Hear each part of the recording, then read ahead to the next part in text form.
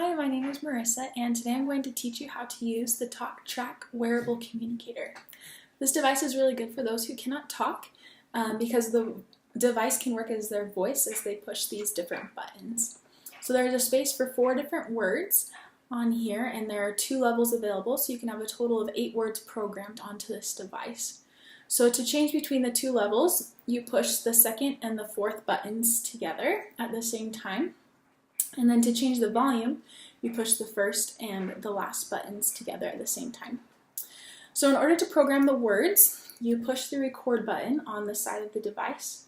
This light will turn red, and then when you are ready to record, you push down on the button that you'd like to say the word for.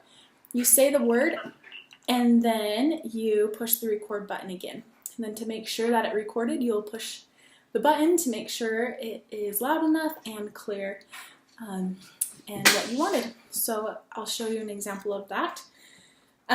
So here you have these strips that come with the device with the 4 different spaces for the words. So here we have it written out, and you can just slide that into the device, and so the words will stay in there. And then I'm going to program the first word, which is hungry. So here you go. Hungry. Hungry.